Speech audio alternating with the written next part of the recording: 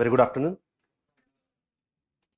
I welcome you all for this Toppers Talk session, especially regarding the geography optional strategy. So I welcome Kalpashree, and today she would be discussing her geography optional strategy. Why is that geography is a good subject, and various myths and misconceptions about the geography. How an aspirant needs to approach this optional during his preparation days initially and later. So briefly telling about Kalpashree. So she has secured All India rank 291 in this civil service examination 2021. Heartiest congratulations, Kalpashree. And she has also scored 284 marks in geography, which is one of the highest marks in geography. I think second or third highest, right? And today she will be enlightening us about her geography preparation, right? So we'll start the session. So we'll keep the session as interactive. After the session, we have certain question answer sessions also. What are the doubts you have in your mind? You can share with us. And she is free, and she will be available in insights also to clear your doubts. I will be conducting the geography optional classes for you. I'm the faculty at Insights for geography optional in ecology and internal security. So without wasting any time, we'll come to the guest of honor today, Kalpashree. And I will first like to ask her herself about how she started the journey, what was the inspiration for her to take the civil services, and then we move on to the geography option. Okay, so please tell us about something about yourself, Kalpashree. Yeah, I come from Shira Taluk, Tumkur, and from there I studied in Jawahar Navodaya Vidyalaya, Tumkur itself. So in 9th standard, we got IAS officers who were felicitated, who were the alumni of Navodaya. So there I had an idea what an IAS officers would be, but didn't know how to start with the preparation and all. But after 12th, I had taken science, and engineering or the medicine would be the options once we take a science. So then I joined Government Engineering College, KR Circle in the Bangalore itself. Then in the final year, we had happened to meet Principal Secretary, who was a chief guest for our annual function. We had a collaboration for some patent, and there was some project we had, software project, that is a bus pass being digitized. We used to happen to stand in long queues to get the bus pass, but if we can collaborate with the principal secretary sir, and we can get that our project to be collaborate with the government. So then I thought to know who would be the principal secretary, how his decision can change the life of so many students. And though I was placed in Wipro in the final year, I thought, okay, this was my idea when I was studying in school. I saw who IAS officer would be, but I didn't know any preparations. Then we had Google, we already got in 2017 mobiles, and also I started searching, and I got to know about what should be done for UPSC. Then I wrote Karnataka exam with sponsors to study in Delhi and all. So I wrote that exam. Then I got in Delhi, but 1.5 year preparation, that was not much productive. I couldn't clear 2 prelims in the initial stages. 18, 19, I couldn't make it. Then I came back to Bangalore. I joined Inside Score Batch. Here, the real self-preparation started. We had every week prelims test. Every 3-4 days, we used to have mains test.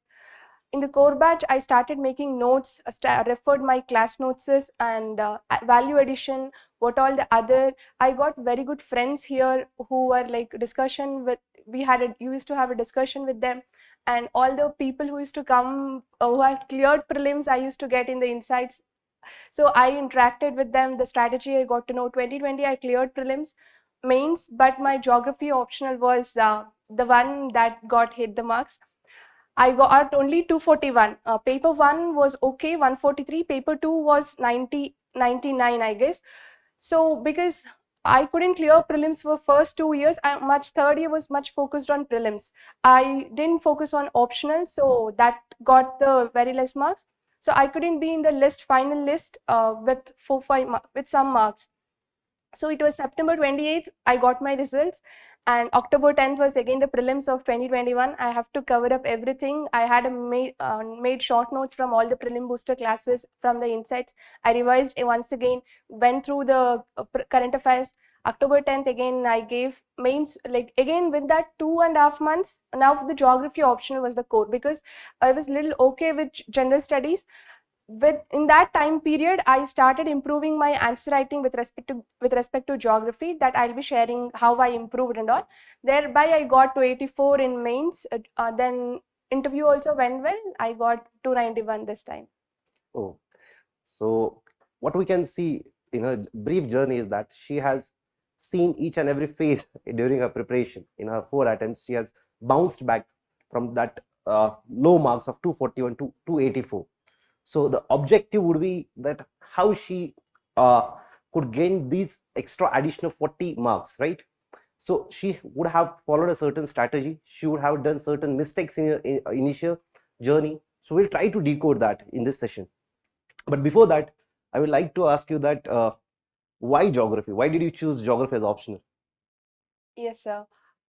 I did engineering in electronics and communication, which is not part of the UPSC syllabus. We find electrical engineering, but not the electronics and communication. So I had to choose other subject that is out of my degree. And till 10th standard, geography was the one class that I was sitting interestingly with respect to social studies. History, I never liked it because of the facts and all. And in polity was interested, but I can't read much. But since when even 2004 tsunami happened, I was curious to know how does it happen. So that curiosity was there to know about the geophysical phenomena. But I went through the syllabus. It's not about only physical geography, but also human geography, like urbanization, world economic geography, everything we have to study. But that was more interesting for me, first most reason. And second, the overlapping with the GS from the geography is very much. Either for prelims, we get a lot of questions from agriculture, mapping, and as well as with respect to environment. We do study environment, geography and all. So that will be helping in prelims as well as in the mains for GS1 and GS3. So this is how I took based on the two reasons. But yeah, I could hear that it is vast, and people used to discourage, why don't you change your optional first mains also. I didn't score well, and it is very difficult to score. But what I believe, if you are genuinely interested with that optional subject, and if you are ready to practice a lot of answer writing and not listen to those negative talks. First mains I did that mistake, because it was my first mains. I started asking all the people, what should I do for geography? But everyone could suggest one or the other negative. But if you can find 2 or 3 people who are like motivating you, either irrespective of the any optional, if you can get a good score. Because I was fortunate to get one of my friend Kalyani and Vinay, who had given interview, and his was fifth mains, and we collaborated with each other. We used to write daily 5 previous years questions from geography optional. That is what helped me this time. No negative talks. I shut all the noises, prepared for answer writing practice. This is how I could improve further. Yeah. So can I say, can I summarize that you said that the interest was the driving force for the taking geography as optional. So before choosing any optional, one should have essentially the interest in that subject, because for any optional subject, it is at least 1.5 years or 2 years, or till you clear this examination, you have to be with that subject, right? But many times, a lot of misconception myths are ongoing about a particular optional or something, that if you take this optional, then essentially it gives you privileges to score 300 plus, right? That is not the case, right? If I'm not wrong. So so for her, it was the interest that played a key role, and that motivated and kept her driving towards her basically the success goal. Now coming to this next point, the most important point is that the people say that geography is very vast, you need to read many books, etc. So what are the important books that any particular person should read for the geography optional? What are the basic books and what are the important reference book that you suggest? So before starting optional, you read for general studies also basic NCRTs. Once you start reading that, geography, we have 4 books: economic geography and fundamentals of physical geography. There are 4 books NCRTs. You try reading that if you are genuinely interested in that. Then go with the optional. Start with the physical geography by Savinder Singh. That is one basic books, and that too, book should not be wholly read. Observe the previous year's questions, what the topics they are asking, and the syllabus, what the syllabus is. Depending on that topics and subtopics, you get to know. Selectively read those pages for physical geography, and there is but separate also climatology by Savinder Singh and environment geography. I didn't refer much, but people do read. They take the diagrams specifically from those books, and I will show what diagrams I have taken from that. And for human geography, for physical geography, those standard reference books plus the class notes. You will find in the market also the class notes for physical geography. But for human geography, we may not find. For that, Majid Hussain sir's perspectives, geographical thoughts. Again, the book wholly it should not be read. Identify the topics from the syllabus and previous year's questions, and models and theories, Majid Hussain sir's, and even Sudipta Adhikari's geographical thoughts. Some of the topics were not covered in Majid Hussain sir's book. And for paper 2, wholly it is in Kuller. Kuller is like best book. Every topic you will find. And with that paper 2, current affairs is most important. We have to add case studies, examples. That is how the basic books are. So essentially, can I say there are only 4 or 5 books considering Kuller sir book, Savindra Singh sir ka book physical geography, and Majid Hussain sir ka book for perspectives in geography, right? So there and model theories. So there are, can I say 4 or 5 main books that one should refer during their journey with respect to the geography optional? Yes, sir. And in the recent times, it is seen that people generally rely more upon the notes, right? And they generally hesitate to read the books. So what is your take that reading the books, is it necessary? It gives you a lot of conceptual clarity. Is it true? And how much the students should also orient themselves towards reading the books, reference books? Is it necessary in the recent times? It is like it gives us the clarity of thought. Mm. Whatever the notes they give, they would have understand better. If there is no time, first mains, I thought I'll read my class notes, but that was not sufficient. So when I got the time to prepare next, I started reading Kuller book, and even Majid Hussein's. I had read when the classes were going on. When you will be attending classes also, sirs will be giving you what from where the topic has been taken. But I didn't revise. But last year I revised, I highlighted everything, the geographer's name. So that will be giving you clarity of thought, and just one page before that and after that one page, if you could read, okay, what is the basic understanding also you will be getting. So you read the reference books to get that, but wholly it should not be read. The topic wise, that is important. So to sum up it in brief, can I say cover to cover, page to page reading is not needed. Rather, only reference you should take for certain topics only, right? Yes.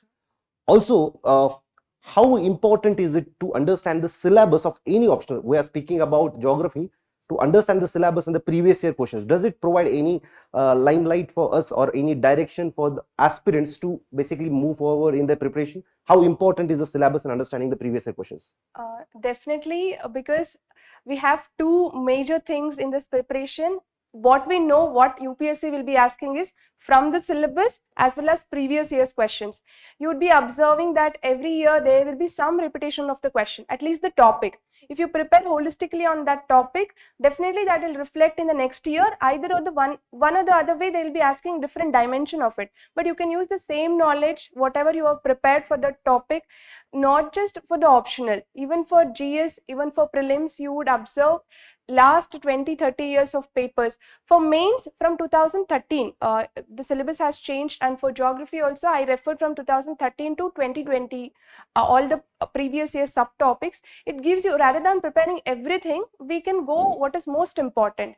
That will give definitely a guide what to start with.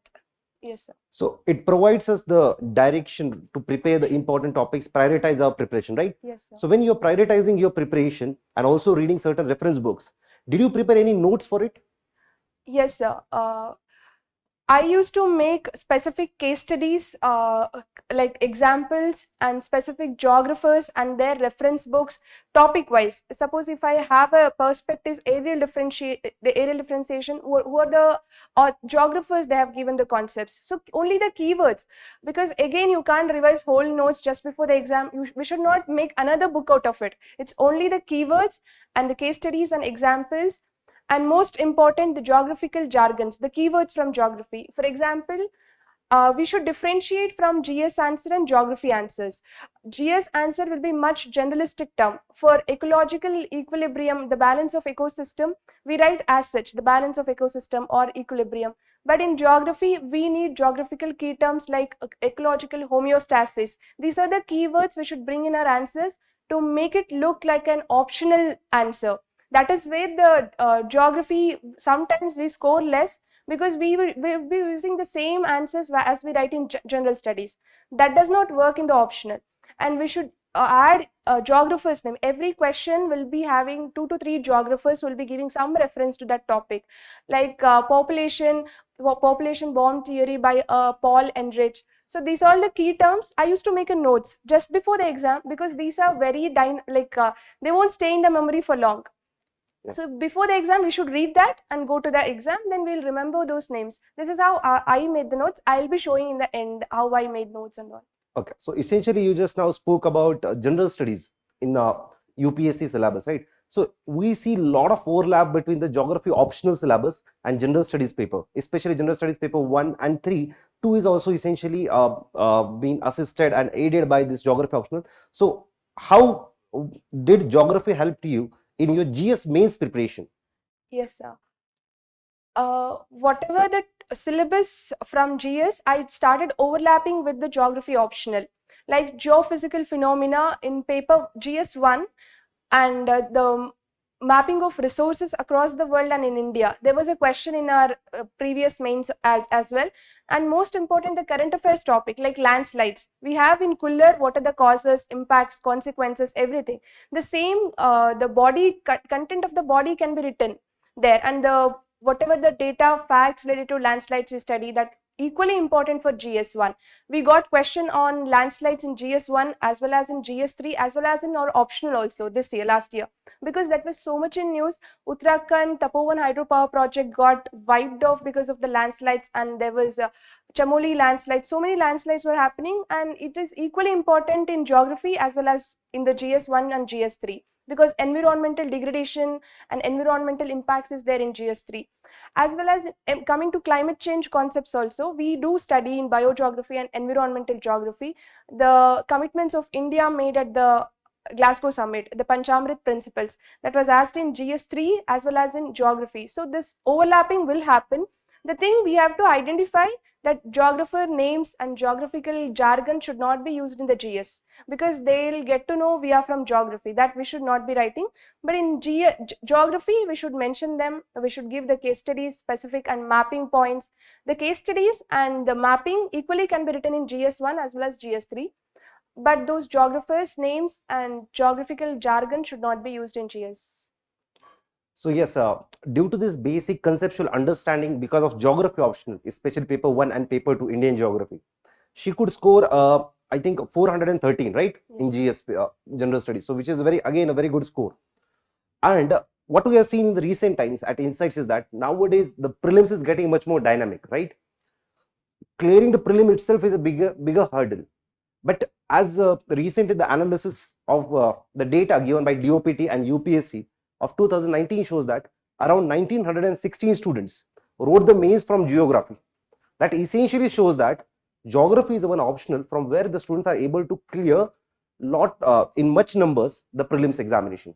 So there would be certain correlation between the geography optional and the students who are clearing the prelims, right? So we like to hear from Kalpashree itself that how is that geography helping us to clear the prelims examination? So, the basic concepts on environment as well as geographical events like monsoon. There was a question in last year year also, and deserts. There will be some questions from geography, basic understanding in prelims, and as well as the mapping questions will come. We will be reading elaboratively on the mapping, so the identification of states, as well as we do lot of map practices that will help definitely in mapping, as well as agriculture. Indian agriculture, we have a one separate unit on agriculture, and we have to read cropping patterns, animal husbandry. So all these again equally important for prelims. So we have to overlap. We should not read like optional, okay, I have done it for that, and we should not like inculcate in the prelims. It is equally important. The knowledge we get, the knowledge we study from the optional, it should be equally used in the prelims, and it helps actually. The more clarity we get on the topic, prelims will be, the more the basic understanding is more clear, means you will be able to identify at least the options, which option is correct, and you could eliminate some of the options by the knowledge of geography. And some 15 to 20 questions, including environment and agriculture and mapping. There will be some questions in prelims. It helps. Definitely it helps. So. Okay. So generally the new beginners or the new aspirants who are tending to take geography optional generally sometimes fear that it will take at least 1 year for preparation of complete optional.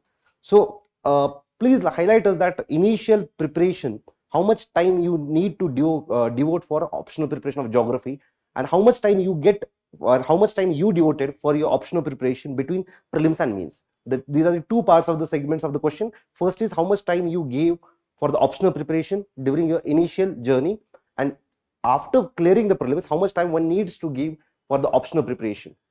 Yes, sir. When I started in 2017, as I was attending classes and all, 2 to 3 hours used to go in classes, and I used to come back, make a separate short notes out of it, and there 4 to 5 months it takes to complete the syllabus, at least minimum basic understanding. After that, we have to do a lot of value additions. Whatever you learn for with respect to geography and current affairs, we should keep on adding to that basic notes.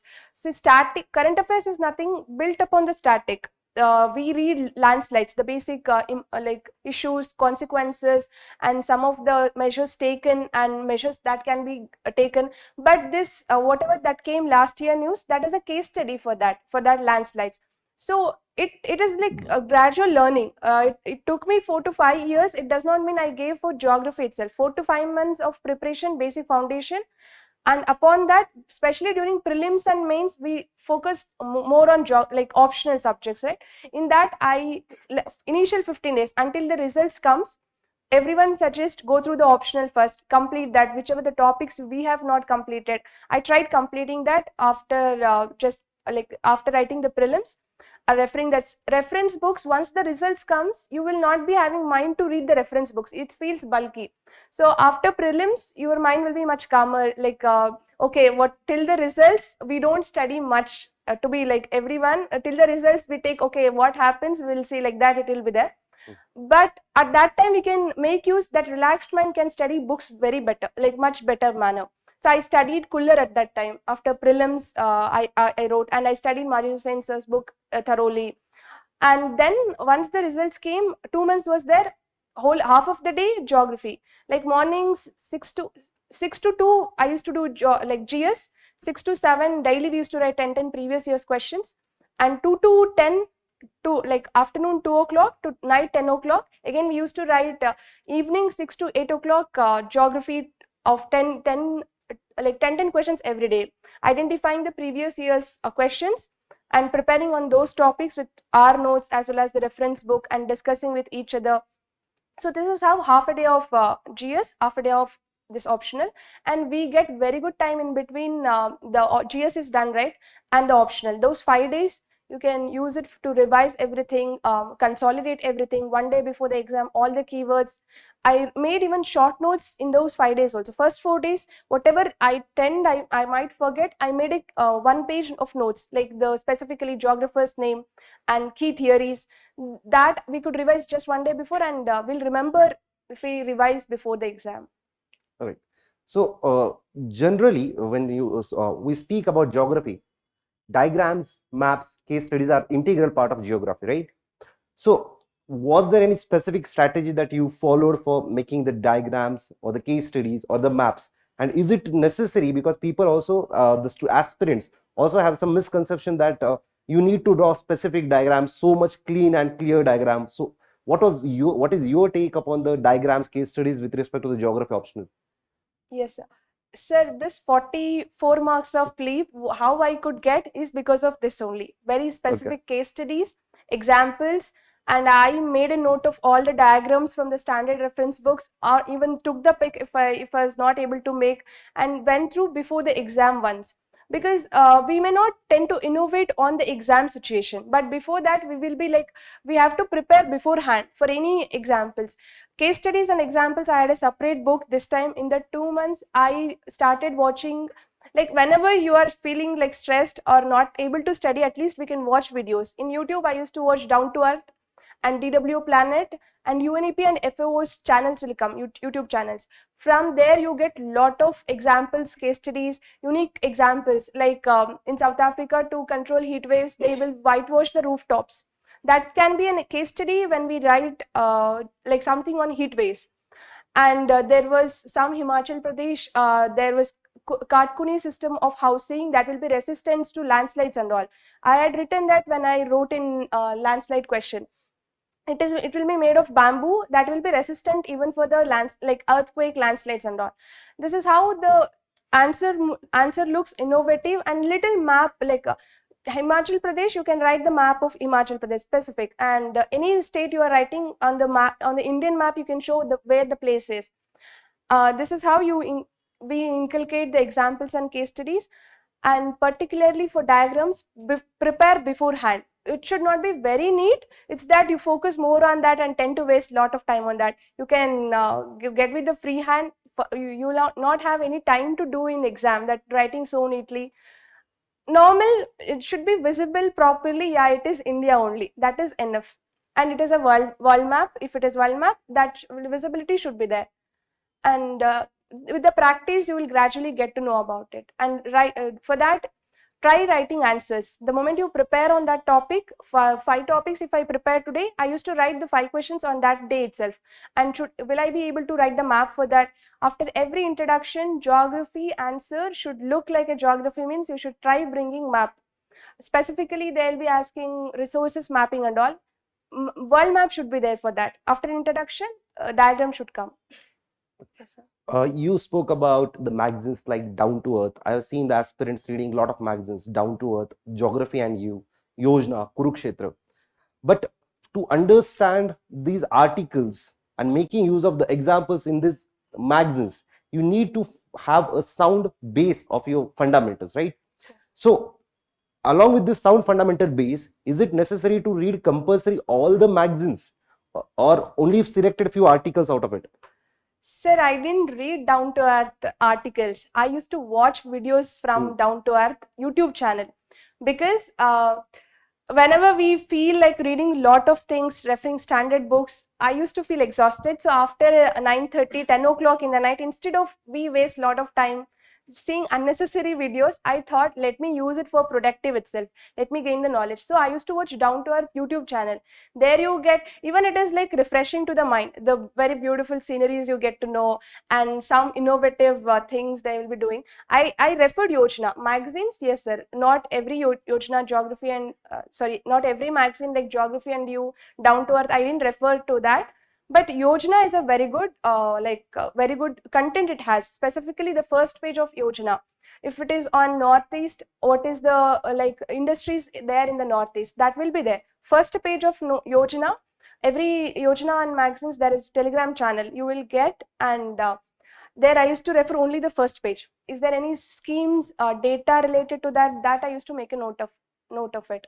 Okay, matlab jotting down the important points as a validation points to your basic notes, right? Yes, sir. So how did you prepare those basic notes? Yes, so first, syllabus. We should keep syllabus like factor controlling the landforms, endogenetic and exogenetic forces. These are all basic notes, basic static notes.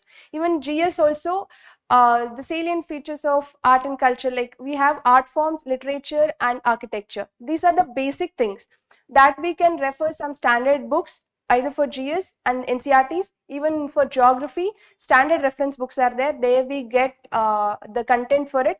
After that preparing of static notes, every now and then in current affairs, the same topics get repeated, like landslides, as I said, even the climate change. Paris Protocol is again a static now. It has happened 5 years back, and that is there in the books itself. Now the current affairs is that what happened in Glasgow summit. That question will be on that. But minimum static, we should read from that also, how it transitioned from there to here, and what are the India's commitment that got changed, 175 gigawatt to 500 gigawatt of renewable forms of energy. So we have to, I used to make a 4 to 5 pages of static notes, 1 to 2 page, again value addition whenever they used to come, I used to add then and there only. Yeah. So can I say that underlining principle, what she is saying is that, for example, if you consider recent COP26, which took place in Glasgow, to understand the outcomes and the outcomes of that summit, you should understand what was Earth Summit, then what happened in Kyoto, after Kyoto, what happened in Paris, how the paradigm shift was ongoing in the approaches of the world community leaders with respect to the climate change, and due to that, what is the various efforts that the whole global community needs to take to tackle the climate change crisis. So rather than just understanding what was the outcome, 5 outcomes of COP, you should also understand the story behind why it happened, right? For that, you should also have a sound philosophical base of the understanding of the basics, right? This is what is the essentially the need of the examination, and this is what we can see in the prelims and mains. So in the recent times in prelims examination also, rather than just asking direct question, the questions are asked in such a way that they will check your basic conceptual understanding of the topics. They will check whether you are having holistic understanding of a particular topic. That's why the lengthiness of the paper have increased. Multiple choice, matlab, if there is a question, there would be 3 statements. Earlier kaise, what was this, and 4 options, right? Now multiple statements are given just to check whether you have complete understanding, right? Now this was how the recent times the questions are ongoing. But if we speak specifically now about the geography optional, now which it has the 2 papers, that is paper 1, that is geography, and second is Indian geography. In paper 1, you have 2 parts, mainly physical geography and human geography. So if we specifically speak about the physical geography, what we have seen is that there are certain parts like geomorphology, which are a bit towards the tougher side, and also the questions are sometimes out of the box, right? So I would like to ask you, what was your specific strategy for physical geography, 5 chapters of climatology, oceanography, biogeography, environment geography, and geomorphology? How did you prepare it? How did you make the notes, and how did you attempt it in the examination hall, the out of box questions? Yes, sir. Very first question will be that you will not be knowing that key term itself. For example, we got in 2020 what is Halloween storm, and this year also what is altiplane. But we know those terms. Somewhere we would have heard alti means we know it is in the altitude. Plane, we would have read about from the Planck cycles and various geomorphic cycles. We would have read that there is periplane, peneplane, everyone explaining about that. So we know that altiplane is something plane. So it will be in the altitude. So I made a diagram of a hilltop, some rivers, erosional, that because of that erosional process, that plane would have got created. It's my, like, might be this is, that is what I understood, and I wrote something that you write, at least you will get 2 marks if it is correct. And when I came back and I searched, it was correct with the plane that is on the altitudes. So that 1 or 2 marks will give you definitely a edge, because the same marks what I have got, there are 10 people with the same marks and the same their ranking will be different. So that 1 or 2 marks, it matters a lot. So you have to think on that spot, okay, something. Even for the Halloween storm, Halloween is a festival in USA. Somewhere for prelims I had read. And okay, something that is in the USA, and storm, we know low pressure getting created and there will be rainfall that happens. So I wrote USA come up and explain something about that. That might have fetched me some marks. So this is how you innovate on that spot, think on that spot, have the presence of mind. Definitely you will get some 2 or 3 points on that. And so what was the next question? So basically, what was the books that you followed for that? Yes, for physical geography, again, Savindra Singh was the main standard reference book I referred. All the diagrams I had made out of it, and the foundational class notes. You will find in the market the physical geography class notes very good from like most of the, it will be available. The thing you have to refer to previous year's questions, subtopics, practice, you make your own notes. Self preparation is most important. Whatever they might be giving will not be helpful for you until unless you sit, you go through about the previous year's question, you identify which are the major subtopics they're asking. Like we got plate tectonics question, isostasy, prairie, and that question we had got. The diagrams I had already prepared in the mind. I had made a notes out of it because that question had come 3-4 times in the previous year's questions. And there was some question that maritime issues and challenges, the UN clause issue.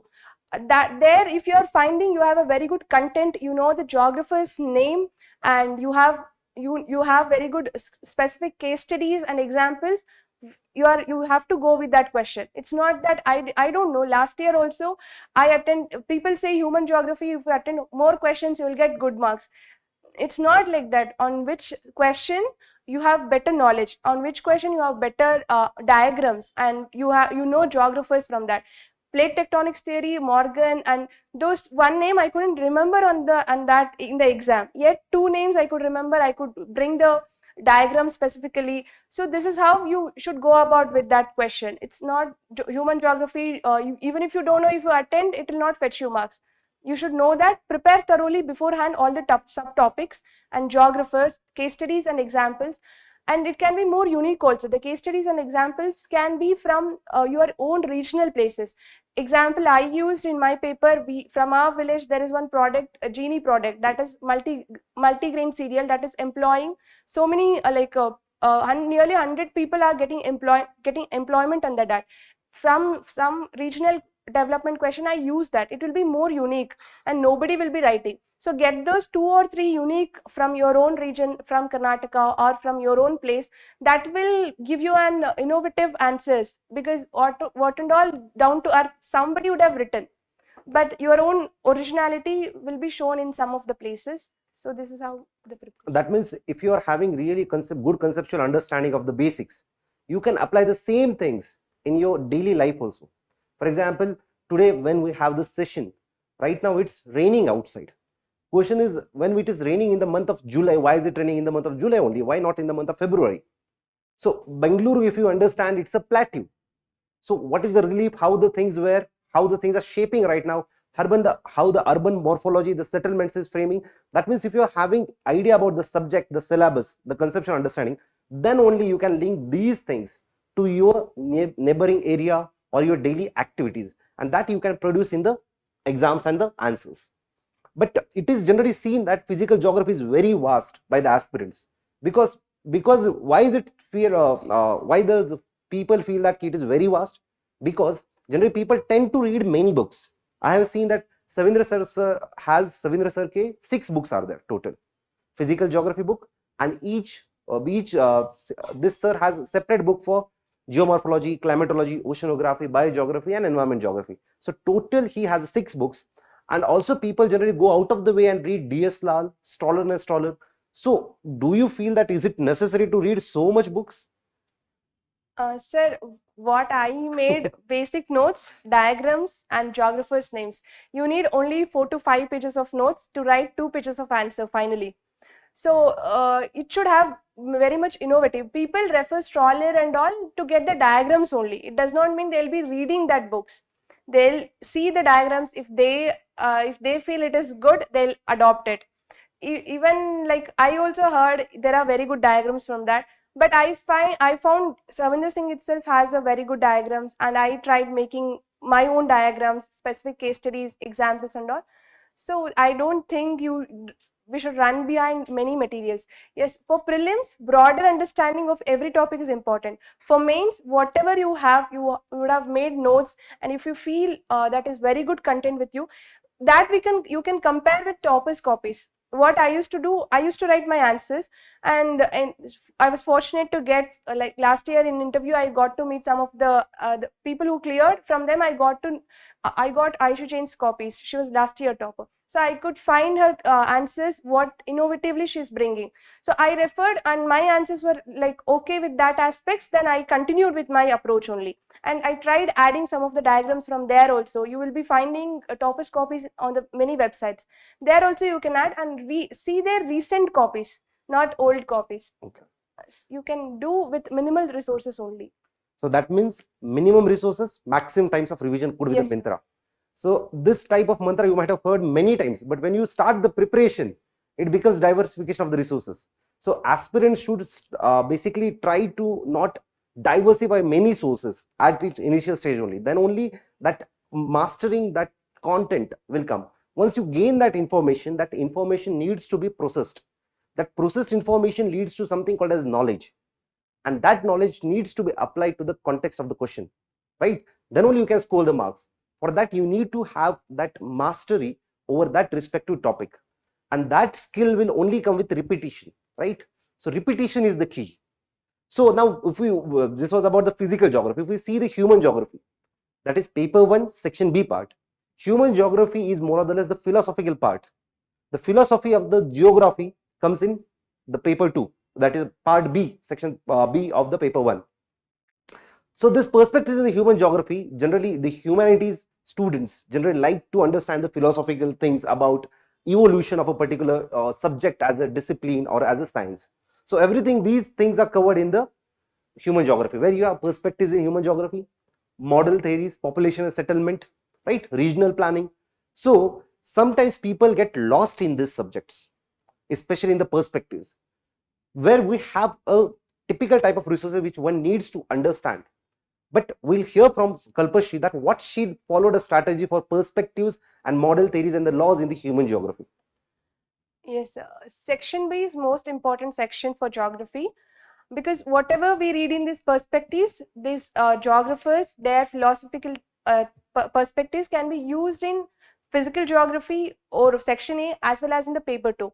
So generally, once we are done with the foundation classes and completing of basic syllabus, I started with section B only, because everyone say whatever you read, the perspectives, areal differentiation, environmentalism, the stop and go determinism, environmental determinism, possibilism, positivistic approach, this all again a very good content for other questions. Suppose if you get a question in environmental geography, you can bring environmental determinism, whatever human beings are capable of doing, yet the nature is as its own play with respect to climate change, the floods, the droughts we are getting. So you can bring this perspective there whenever you're introducing the questions.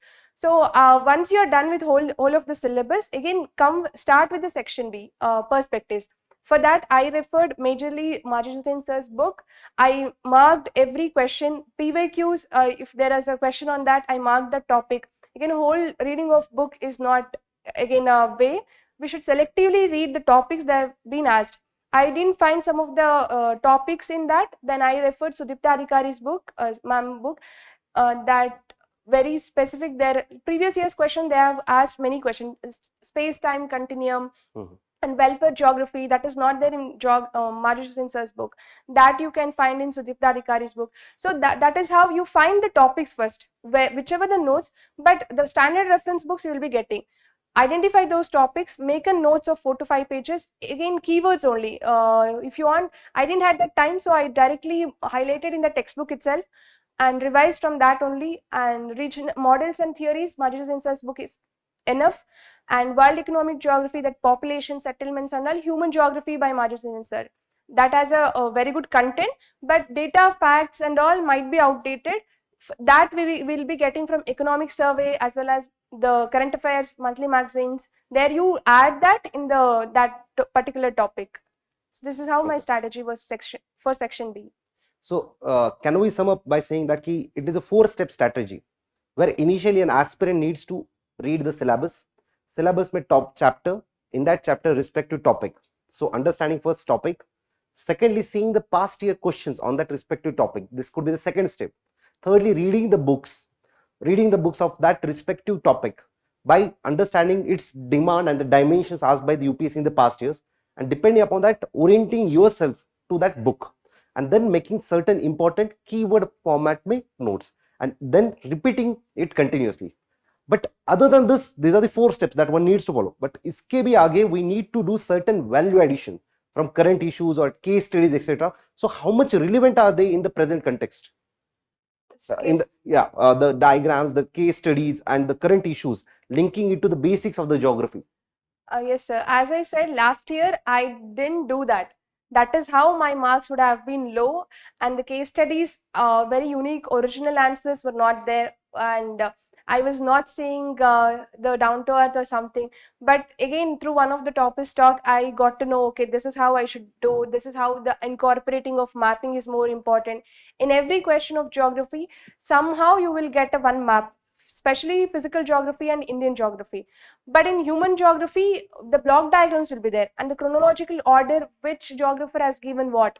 For example, the environmental determinism itself, what did Aristotle say about it, what did the next Ellen Sample said about it. You can give the chronological order in the box format.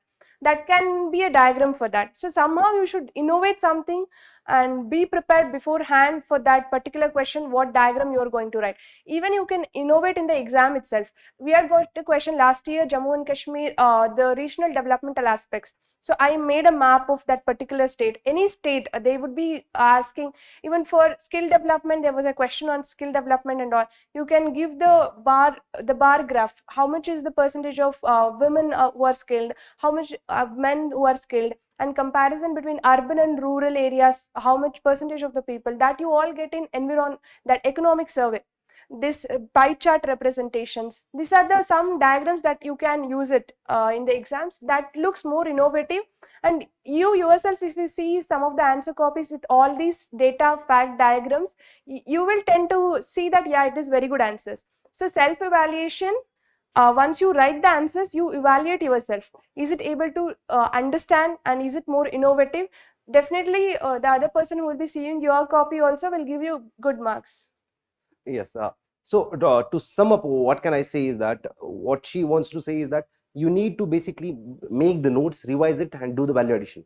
So if you understand the meaning of term geography, what is geography? Geography is nothing but study of the landforms and geophysical phenomena with respect to space and time.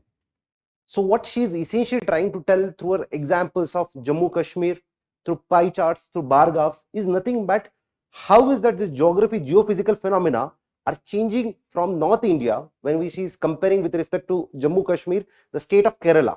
That means region wise how the geophysical phenomena, the landforms are different, and how the change in the, for example, population settlement is changing with respect to time. So this is what essentially is the core of the geography. And when you are writing the answers of these type of questions, you need to substantiate that points with certain data statistics, and for that you need to basically write down the certain graphs, pie charts, or basically graphical representations. So the geography in the shortest, I would say in the most precise terms, would be nothing but the study of the landforms and geophysical phenomena with respect to the space and time, and that is what you need to justify with respect to the question or the demand of the question. So essentially, if you now see, after understanding her strategy of part A and part B of paper 1, where the part A was nothing but physical geography, which is more scientific in nature, bit technical in nature. However, the part B, that is human geography, is basically philosophical in basis. However, if we see paper 2, that is Indian geography, Indian geography paper is nothing but continuation of both of these papers, that is physical geography and human geography. Indian geography is nothing but application of physical geography in Indian context, application of human geography in the basically Indian context. So if you see this paper 2, which is the base book that you referred, right, for the paper 2, and what strategy essentially you followed for paper 2 preparation, specific strategy? Yes, sir. A basic book, Kuller, the one, like, it is very bulky, it seems very bulky, but you identify the topics, go through syllabus of paper 2, identify those topics in Kuller, read, it will be 1 or 2 pages only, and get those key terms, geographical jargons. Like for regional development, we have 7 points in Kuller: vertical unity, horizontal unity, it is ecologically feasible, economically like adaptable, something. There are 7 keywords, space time continuum and all. These are the things that we should write in geography answers. For regional development, if that question comes in GS, we generally write employment creation, and it's an income, it's a source of income and all. But in geography, we have specific terms like vertical unity, horizontal unity. Bring those, and specifically the strategy I used was that whenever I used to read geomorphology, The same basic concept of plate tectonics equally applicable for the Indian plate as well, right? Go through simultaneously. If you read climatology, read climate of India as well, because once you have covered basic understanding of climatology, understanding climate of India will be easy. Again, it is not more. Again, if you complete everything paper 1 and go back to paper 2 again, means you would have forgotten climatology of what the basic concept are. So go through simultaneously. Suppose if you read urbanization issue across the world in paper 1 section B, the same challenges will be there in India as well, right? But the particular examples will be different, like the slums, Dharavi, and even anywhere. Those examples will be making different. That's all. And the data with respect to India will be different. The 33% of population are urbanized in India, and by 2050 it is expected to 50%. What is data with respect to India, and case studies and examples will only change, but basic the issue of slums, the issue of congestions, the traffic, even it will be there in world also.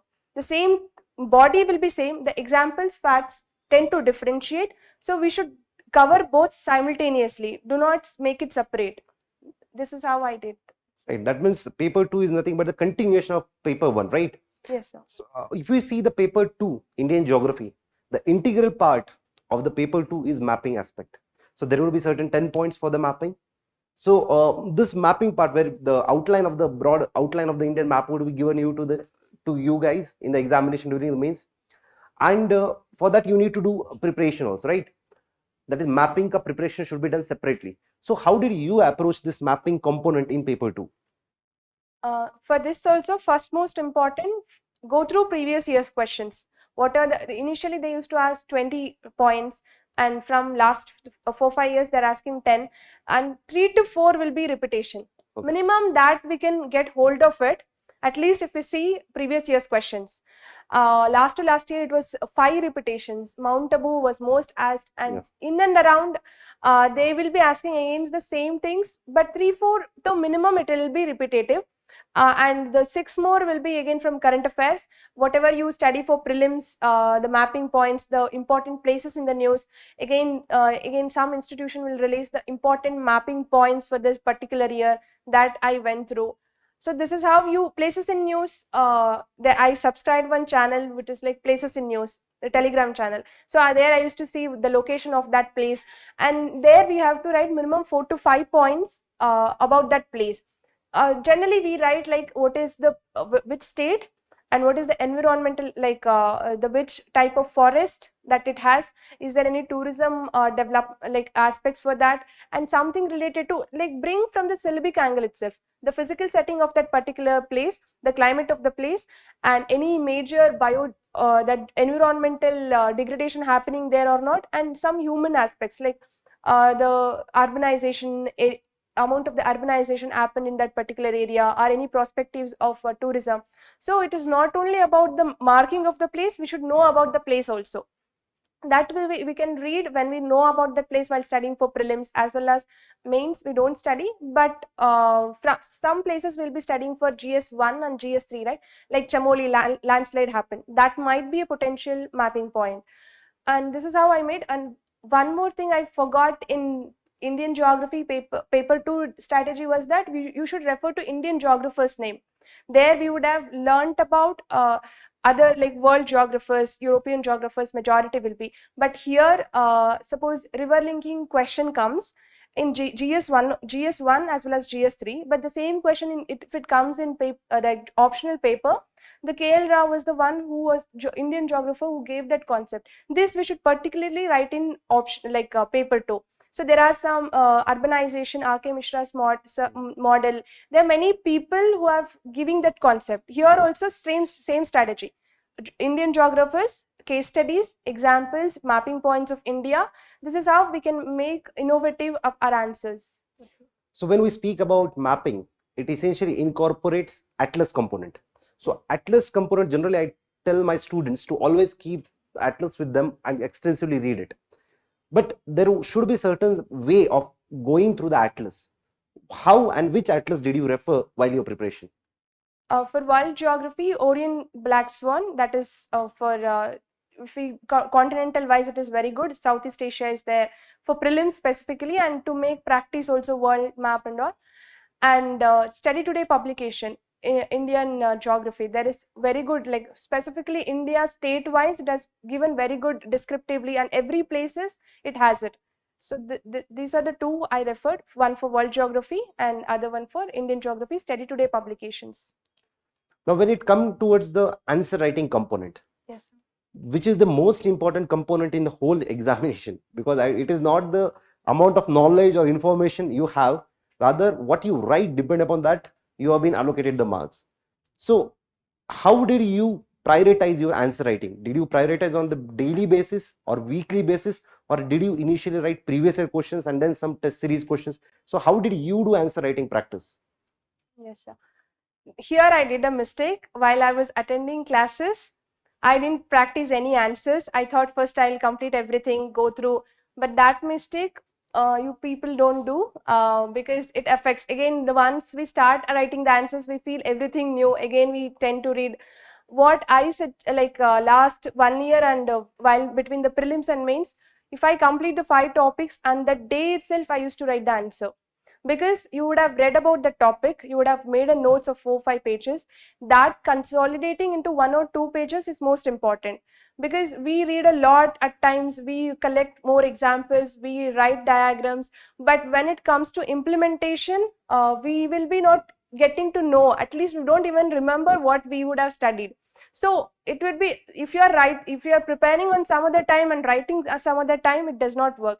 So along with your like classes, along with your once you complete the topic, go through the previous year's questions, get that question from related to that topic, start writing on that day itself. How much points are you able to make? How much like how innovatively you are trying to bring some mapping points over there. So that should happen simultaneously once you cover up the topic itself.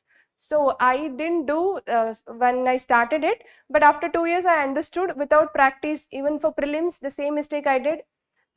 Classes I used to attend, but no practice reality. I thought I'll complete everything before and then, but it does not happen like that. The moment the exam condition is different, and that anxiety, that fear of exam will make us forget everything. So once we start practicing, what the practice makes perfect, everyone.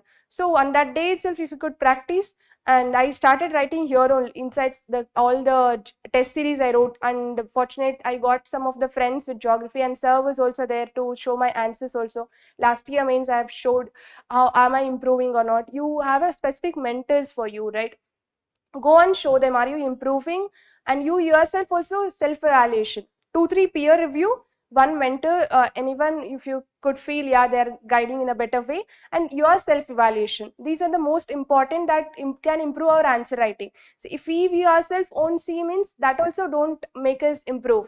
If we show to other persons, the same peer group, if you are making, you see their answers and how are they innovatively writing. So this is how you could improve the answer writing and get like clarity about that. Within 8 minutes, you have to write that answers. You'll have very short time. So fix the target of time, and continuous writing of 9 to 12 and 2 to 5 is also equally important.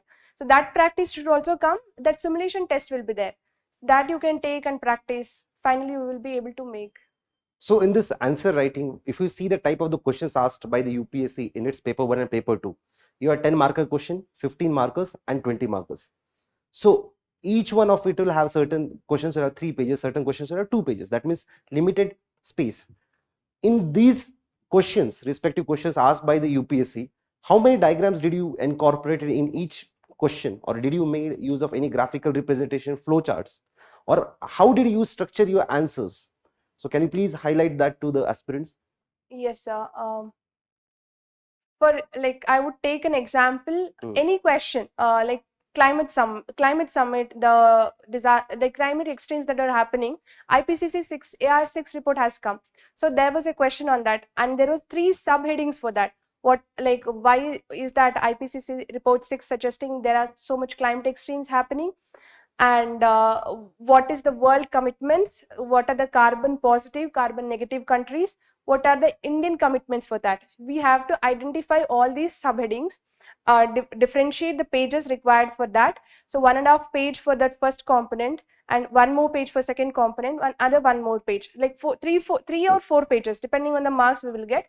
Every page should have, the moment I introduce IPCC AIR-6 report suggested some like data, along with some data, like it's around 90% of the events are like increasing in their frequencies. The frequency is increasing, the amount of droughts they are coming, and the floods they are happening. It is an increase in the events of such, and it is in the extreme conditions also. And from the current affairs, I had got 9 tipping points, how Antarctic glacial melting is happening, Arctic and Amazon. There are 9 tipping points that are actually getting degraded so fast in the country, I mean in the whole world. So that I brought a diagram. So then after every introduction, you should try bringing something innovative, like for human geography, block diagrams, for physical geography or something related to climate or any geophysical phenomenons. You can get where majority degradation is happening. I wrote that bushfires in Australia, how it declined the environment of there, and Amazon forest fire happening, and Euro floods were so much in last year. So Euro floods 2020, 2021 I wrote, and how even the desertification in India is extending towards the agricultural fields. So this diagram I brought. So and then the subheading, the next component of that, what are carbon positive, carbon negative countries, and we have to address everything. Even if you can give a map for that, this is a positive country, negative country, writing a world map, that will be much visible, right? So that gives the moment we see an answer for an evaluator, they should know you have written that is addressing the demand of the question.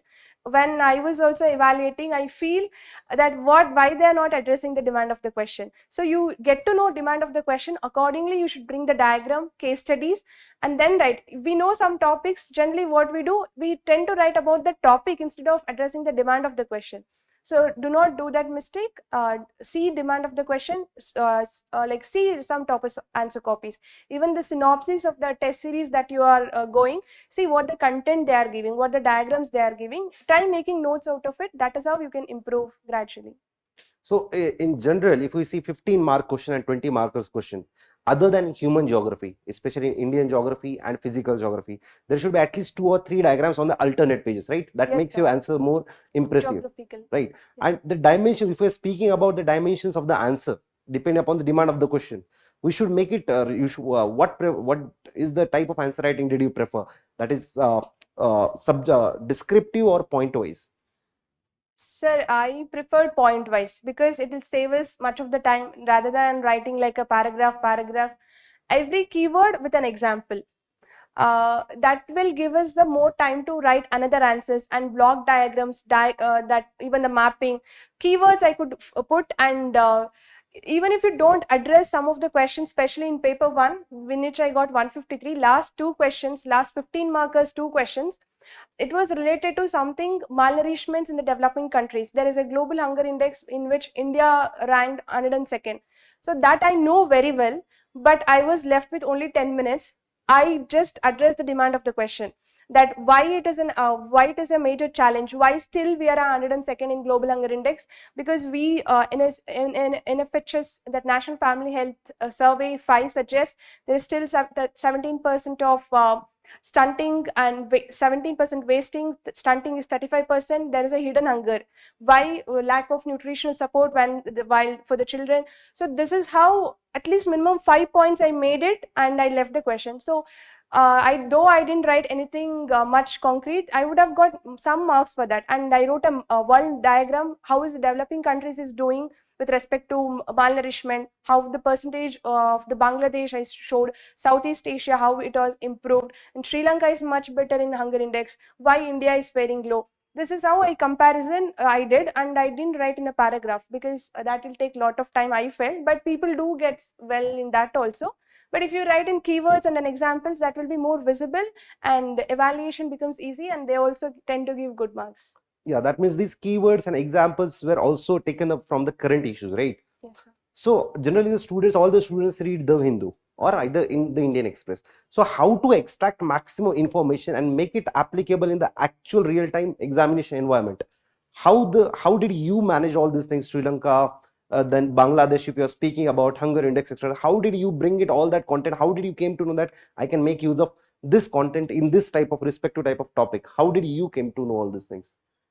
Uh, First, when I started, I also listened many toppers talks before I did it, and I referred their copies, and they were very innovative to bring that bar graph and showing comparison between developing and developed countries, global north versus global south. So this is how we learn from each other. First, I read foundation basics, and I got to know daily you should be updating with some like whatever happening in the current events. So I used to waste a lot of time in the reading newspapers, because from the first page whatever important I used to feel I used to read, but from some strategy, from somebody's strategy, I got to know going through 2 to 3 editorials minimum in a day is enough. That is specific to UPSC syllabus, either GS or even the geography option if you are preparing. Suppose climate change is there, some that is majorly in the news, that will definitely come in the editorial. So go through the editorials, remember those points. At least I was not making a notes out of it, but those topics again, monthly magazine you will get, right? That I used to refer. Oh, I read that from the newspapers, and I am getting again. That will be if it is more important. It is not that daily you have to current affairs reading every topic for that particular topic. Example, environmental degradation and all, you would have had a static notes and the data of facts you need. Even for the coal and energy sector, you have a pie chart for that. In Hindu, there is a one static column that comes daily. So that you would have seen, go to that particular static portion. The coal, we would have made up like varieties of coal, bituminous, subbituminous, and anthracite coal. There, the percentage of coal, how much India is depending on that key facts, data and all will get through current affairs only. Go and add there only. Instead of making notes separately for current affairs and static different, combine, consolidate both the things in the notes itself. So if you prepare like that in the while preparation itself, in the exam also it comes handy. So I suggest no separate notes for current affairs or static. Combine both, consolidate both, go hand in hand. That data or a fact you can remember while writing the answer also. This is how it. And also one of the most important essential component, not only in optional preparation but also in general studies preparation, is the revision component. Yes, sir. So how important and is the revision component in the complete UPSC journey, not only for optional but for all the topics of the general studies and the prelims also? Even if exam comes now also, if I want to give prelims, I will not be able to clear if I don't revise the basic thing. Even if you have done very basic, even if you have qualified, the next time if you don't revise and go to the exam, you will forget everything. That is how the memory power works. Some concepts will be there that will be very much clear and very much concepts is known, but you do not know the fact, you do not know the river that is a tributary of that or not. It's all about revision. Just before, the memory stays for that stays for hardly 1 or 2 days. Something that is very dynamic, like so much factual means it won't like we don't remember, like global hunger index, who releases it, and all those are very specific. If we don't revise, we tend to forget that. Something we remember if we have done so much of discussion on that. For me, memory used to be long when I discuss with the people. I have said and I have written the test on that, and mistake notes, I used to make mistakes notes specifically for prelims, because once we have understood that topic, we remember whenever we will be writing the test, we remember that. Some things we may tend to forget, that we would have forgotten and again made that mistake. So that is a mistake. I used to write in a separate mistake notebooks for prelims, and I used to revise that. That is how you should revise. And even for mains also, it's not again different preparation for prelims or the mains. Whatever you read for prelims, it will be equally important for mains. The content of that, suppose we read art and culture, the Bhakti literature, all the examples, the again exact question came in our GS1 first paper. What is the nature of Bhakti literature and contribution of Bhakti literature in Indian art and culture? We study the Bhakti literature majorly flourished during Sangam age, 7th and 8th century and 11th century, and the Pandyas were the major patronage. This all we read for prelims, that we are using it as for mains, because there is one sub component in the syllabus itself, salient features of art and culture from ancient to medieval, from with various with various art forms, literature, architecture. These three keywords are important. But literature, last year we got Bhakti literature, last year we got Persian literature. If you could identify the previous year's question, you will get to know the subtopics. Prepare those topics very thoroughly, address the demand of the question, very apt. Like nature of the Bhakti literature, it was more vernacular, colloquial. Example, you substantiate. Basavanna's vachanas were much in Kannada. And it was more simpler, rhythmic. Example, Kabir Dohas. And it was much in the devotion of the god. Example, Tulsidas Ramacharit. That is all the example you substantiate. Keywords, if you write, you will be able to complete the paper on time. Do not differentiate. These keywords you will remember when you have revised thoroughly. So this is how the revision helps a lot to remember the things and reduce the time of writing an answer in 6 minutes. 10 markers, we get only 6 to 7 minutes. This is So some time before you spoke about something called as noting down the mistakes that you used to do in the test, etc. Right? So can you please share with us that in the last 4 years for your journey of preparation, you might have done many mistakes. So if you want to basically tell us that these are the few mistakes that the aspirants should not do during their preparation, then what could be those? Specifically, the things that one should not do during the preparation. Not seeing the syllabus thoroughly. Oh. One most important here, syllabus is the key to know which topic is important or not. We don't see the syllabus, we follow whatever the classes give us. Classes give us minimum the direction. It's all our self-preparation. 90 to 95% how you take the exam, how serious you are in, and that consistency. Every day, minimum 4 to 5 hours of preparation. Some days it goes, we should not regret about that. But minimum we should be in that consistency of doing on time properly whatever the classes or even the test. If we have, we generally take test as granted and we don't attempt it. Do not do that mistake while you are in the class, preparation ongoing on. Whatever the test, revise those topics to the maximum. Do not feel that I have not covered that, I have not covered this.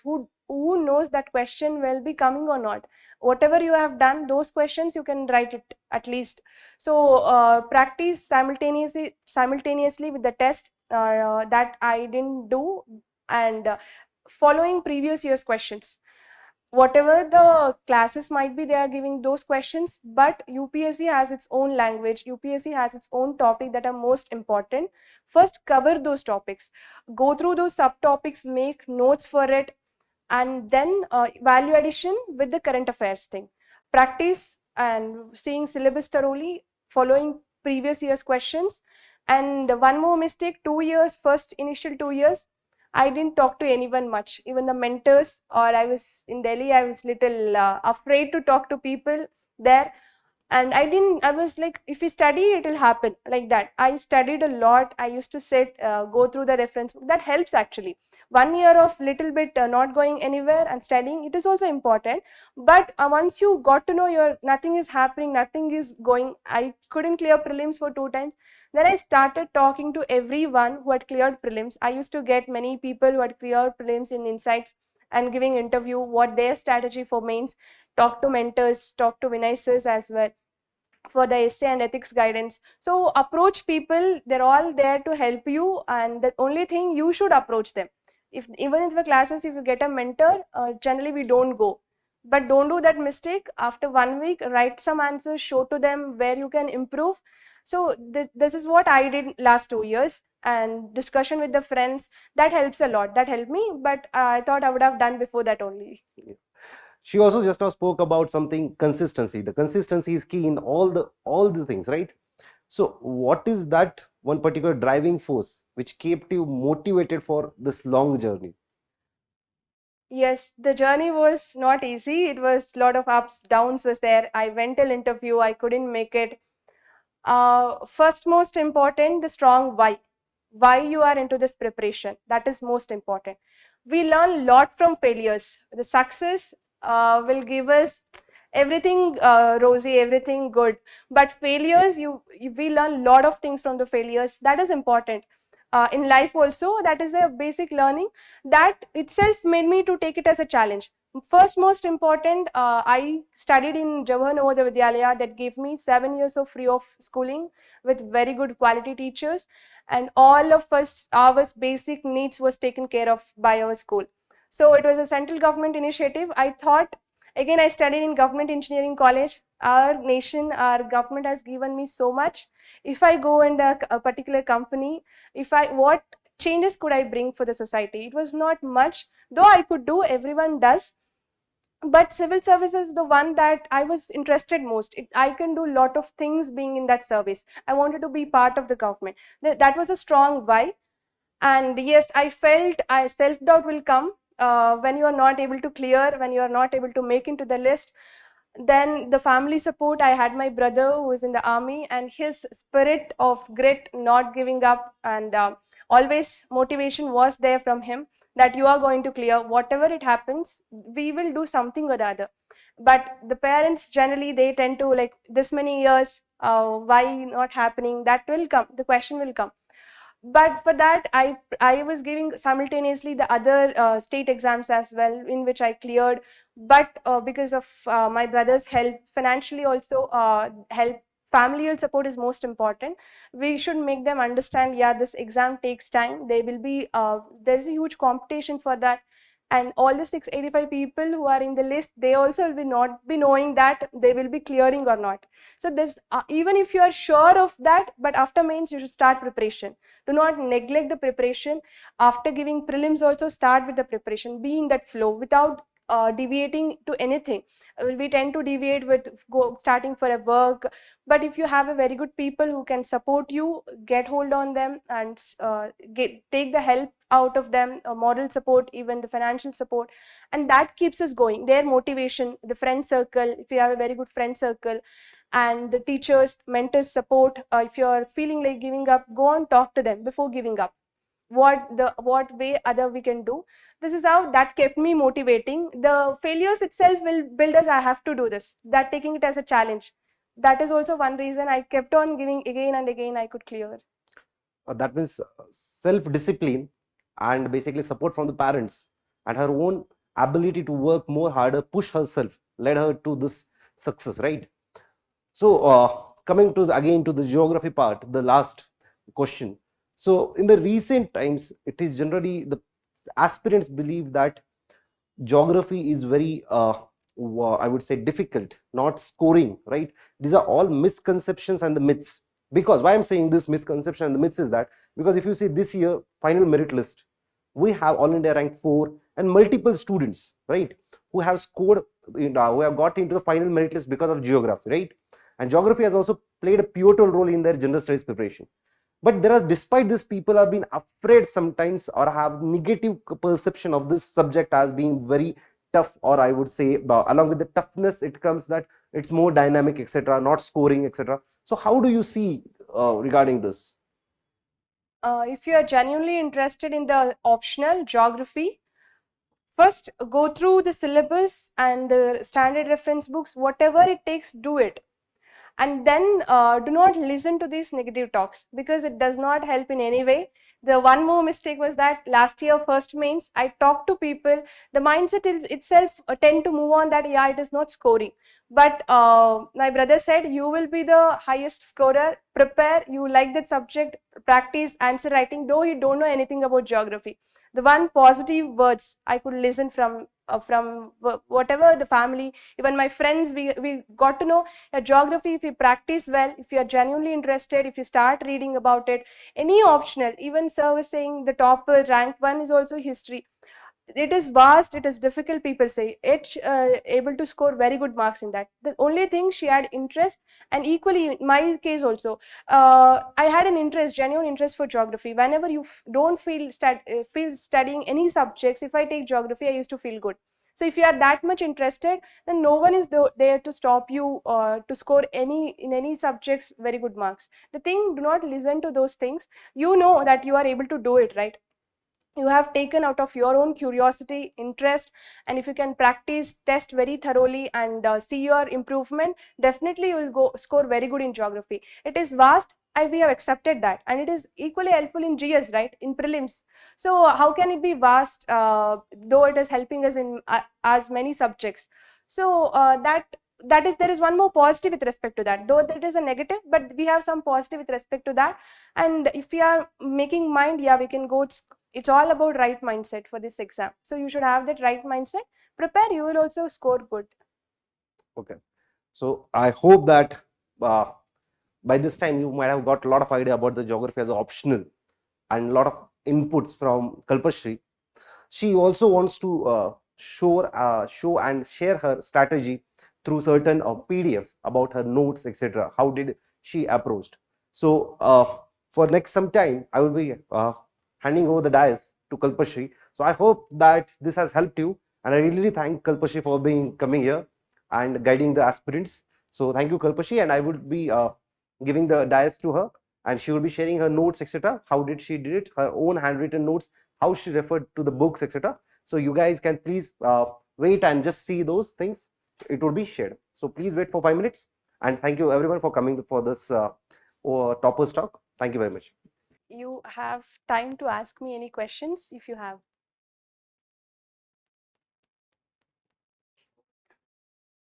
Huh? NCRTs. Again, basic NCRTs to get to know what the subject is, basic understanding. You read the NCRTs thoroughly to understand the basic concepts. Conceptual clarity is most important. Then identify the topics. Suppose in GS, Vijayanagar is most asked question. Go to the themes, and in themes that particular NCRT, Vijayanagar, there is one chapter on that. Make a notes, get the key points from that chapter, make notes out of it. So I don't suggest NCRT's notes, but topic-wise notes. That is most important. For prelims, environment and current affairs, environment is more related to current affairs. The national park in the news, something, tiger reserve had been added. So any monthly magazine, daily read newspapers, some editorials, and monthly magazines, and some compilation at the end, or specifically on environment. Insights gives environment compilations, and many institutions gives, go through them. Get to know, for prelims you have to cover broader, some that do you know that where that national park exists. So, and science and technology also current affairs, it is most based on current affairs and solving previous years question papers. For example, CSE 2021, 1994, 95, water is a universal solvent because 4 options, it has a dipolar nature, that was there in that year question. So go through the topics that as previous year's question is mentioning, refer those, that this can be done. See, for this first most important, I have put option, that syllabus itself. This every keyword everyone should cover, and these like keywords in this agriculture regionalization, climatic zones, agroecological regions. This can be a keyword for again some of the questions. So that is what I wanted to show you, that these keywords are most important.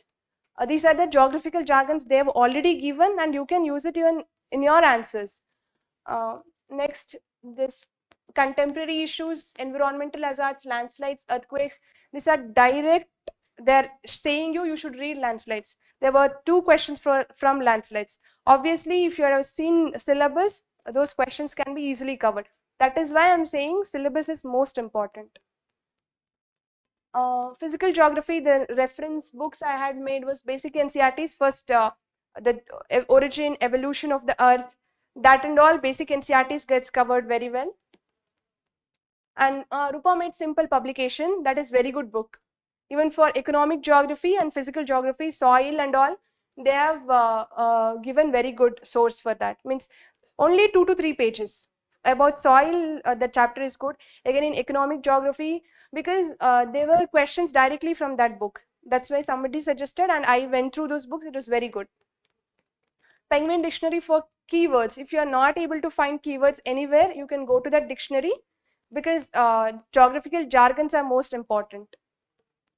Human geography, as I said, those 2 books, 3 books, human geography, Indian geography, Kuller, and mapping, as I have said already, and current affairs is most important to get that. Answer writing, as I said, geographer's name, reference to that. Some geographer would have given some reference, like Malthus, Marx, essays on population.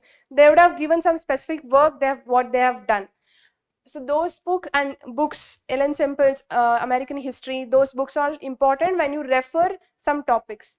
Data and facts, diagram mapping, geographical keywords are most important.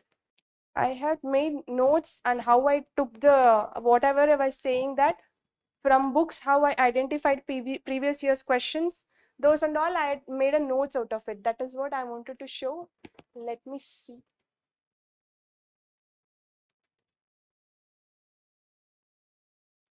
Yeah. See, this was my class notes, basic class notes.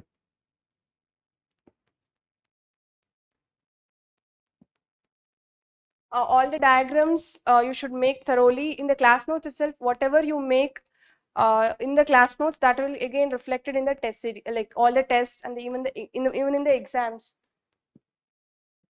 This is how my geography class notes was there. And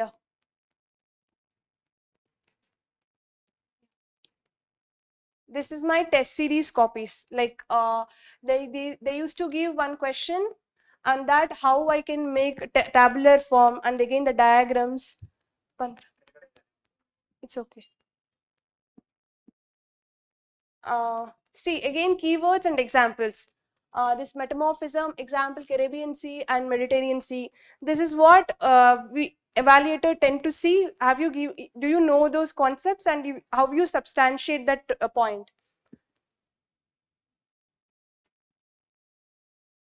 Bedrock channel morphology. This was a paleogeomorphology, was one subtopic in previous year's question, so I had made notes on that.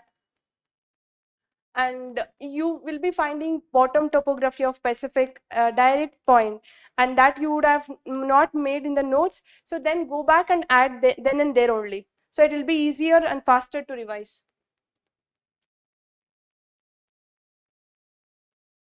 See, these were the diagrams. If these question comes, I have to make these diagrams. That is how I made just before this exam.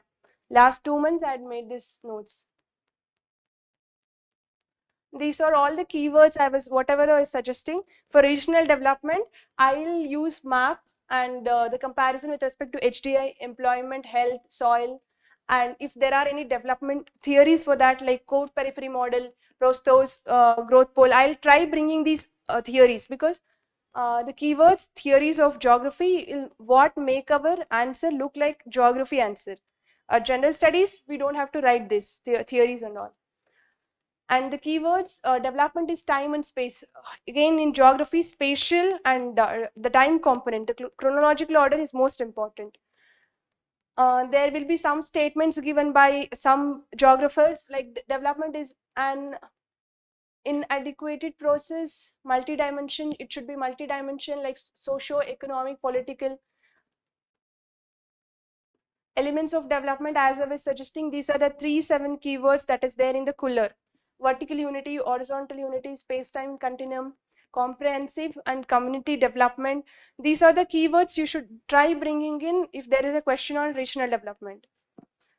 Last year's, just before the exam, as I was saying, population if comes, I'll write Paul Enrich and Donella Meadows concept, and how much is the fact by population stabilizing by 2100, how much it will be, like the population might get increased. Presently we are 8 billion, it might reach to 11 billion. That is how the this limits to growth model suggest.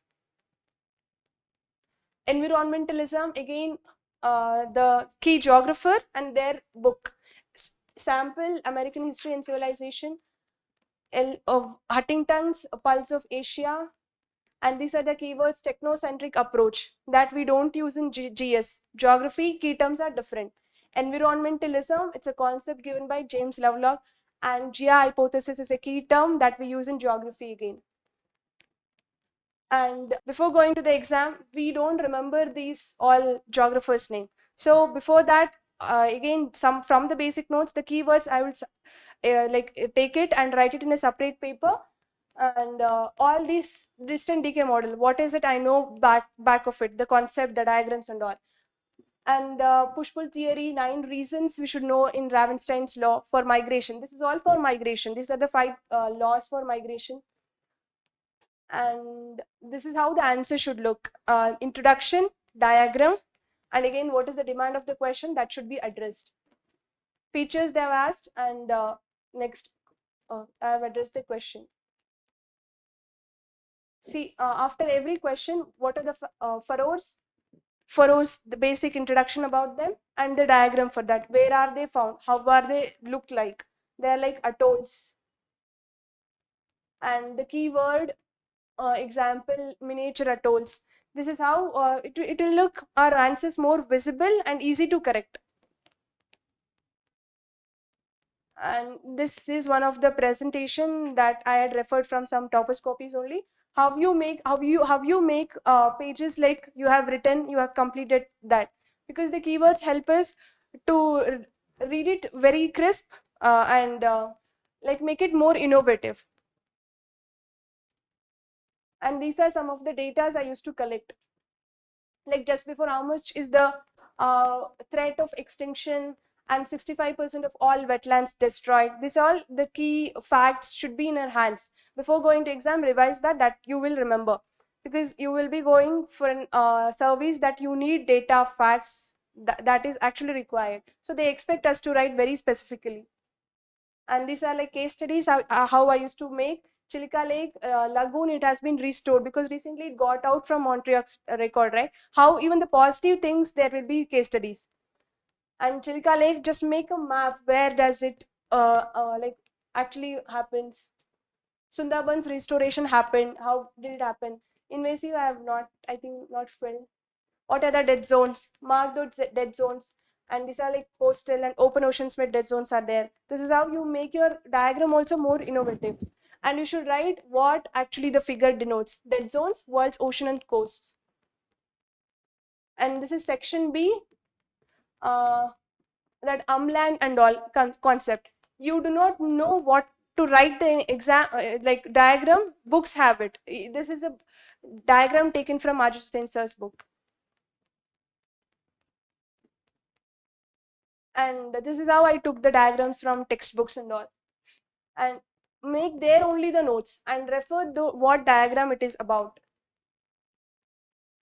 This is from physical geography, Savinder Singh sir's book, reference book I had made. And this is how I made Marius Hussain sir's book. This is, they've asked in PYQ what about Al-Biruni, and they've asked about them and their concept in PYQ. And again, selectively you have to read. This is PYQ environmental determinism they have done.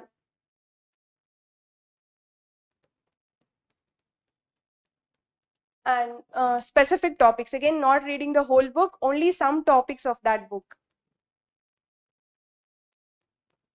And this is from Kuller, and this is all I used to highlight. If there is a geographer name, orange, and the book they have written in pink, and the concept they have given.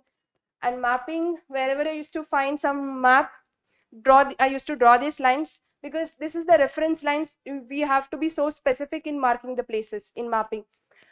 In geography optional, we tend to think, okay, somewhere we will mark. It does not happen. You have to be very specific. Where does this Hyderabad comes?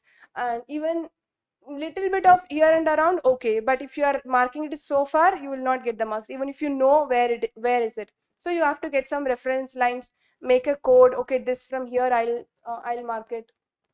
This is in one of the book. These are the diagrams you can again refer from the textbooks only. This is Mackinder's theory. If you find something important, I used to add there only, because I didn't had human geography basic notes.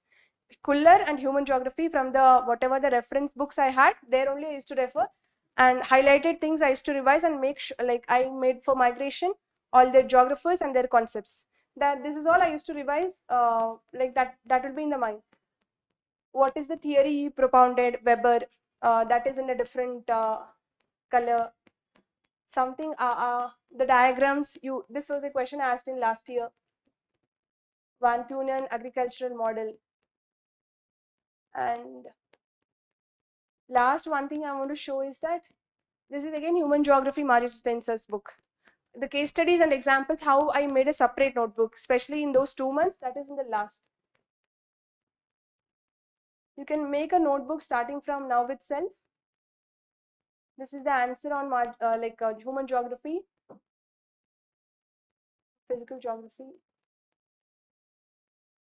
Again, these are the keywords. If sustainable agriculture feature comes, what are the available agriculture? We got a question on that protected agriculture. I prepared many things, but we got one more agriculture like protected agriculture. Now I have to guess what is protected agriculture mean. When I came back and saw what is protected, it is in the basic NCERT. It's nothing but greenhouse gas. But I could make out, yeah, this would be like something very protected, conserved, and being done. So that went right. I think on the exam you should have that presence of mind. Guess what it is. You will be able to get.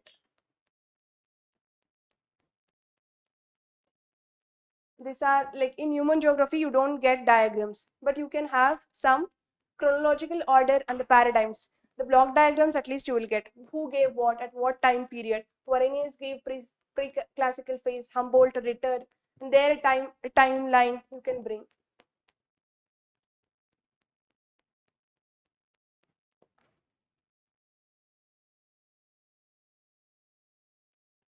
These are all again class notes to base. So Divta Adhikari book. This is how my examples and case studies. I had a separate notebook for that just before exam. If I was saying Katkuni structures, right? They're against the disasters, disaster proof.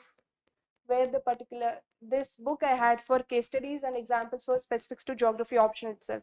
This is how you can do, and I had given my reference also. And if you have any doubts, you can approach here. I'll be there. Fine. Shall we wind up the session? Thank you.